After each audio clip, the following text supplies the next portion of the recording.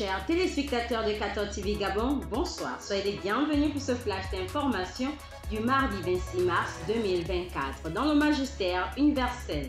Le dimanche 24 mars 2024, dernier dimanche avant les fêtes pascales, le Saint-Père a présidé la messe des Rameaux et la Passion du Seigneur sur la place Saint-Pierre en présence de nombreux fidèles. Ce fut une célébration sans homélie au cours de laquelle le pape François a préféré laisser place au silence et à la méditation de la Passion. Au terme de la dite célébration, le pape François a récité la prière Maria de l'Angelus directement depuis le parvis de la basilique. Toujours au Vatican. Hier lundi 25 mars 2024, le pape François a reçu en audience dans la salle Paul VI du Vatican 800 Nigérians à l'occasion du 25e anniversaire de la communauté catholique nigériane de Rome.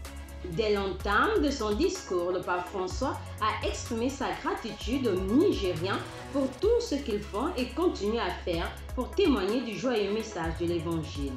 Pour finir, le pape François les a encouragés à célébrer durant leur séjour dans la ville éternelle la richesse de leur patrimoine. En communion avec l'ordinaire du lieu, son Excellence Monseigneur Jean-Patrick Ibaba, le presbytérium de Libreville s'est retrouvé hier lundi 25 mars 2024, lundi saint, dans le cadre d'une retraite spirituelle au monastère Notre-Dame des Anges à Essassa. La méditation de la dite retraite a été portée sur un extrait de l'évangile de Saint Jean au chapitre 17, du verset 1 à 26.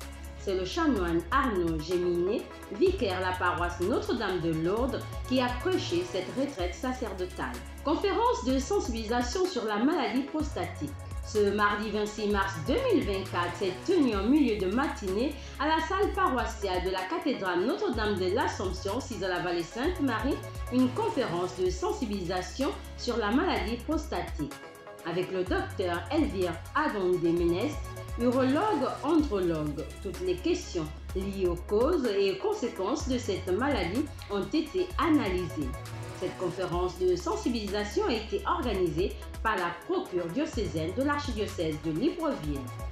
Il se tient depuis ce mardi 26 mars 2024 au siège de l'Association des scouts et guides catholiques du Gabon, la Maison catholique des médias, une prise de contact avec les stagiaires aux formations premier et second degré suivie de l'enquête de moralité.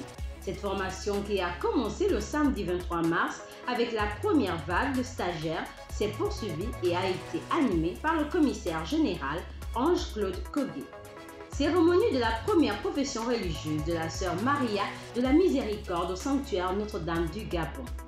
Le sanctuaire Notre-Dame du Gabon a servi de cadre le samedi 23 mars 2024 à la cérémonie de la première profession religieuse de sœur Maria de la Miséricorde de son nom Solange Ovono au cours de la messe, présidée par son Excellence Monseigneur Grégory Piotr Bielaska, chargé d'affaires de l'Annonciature apostolique au Gabon, en présence des prêtres, religieux et religieuses, les membres de la communauté Notre-Dame des Sept Douleurs et la famille.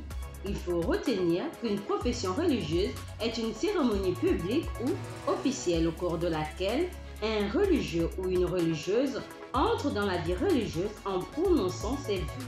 La sœur Maria de la Miséricorde est la première sœur gabonaise et d'Afrique à faire ses vœux dans la congrégation de Notre-Dame des Douleurs. Chers téléspectateurs de 4 TV Gabon, c'est ainsi que s'achève votre flash d'information du mardi 26 mars 2024. Nous vous remercions de l'avoir regardé.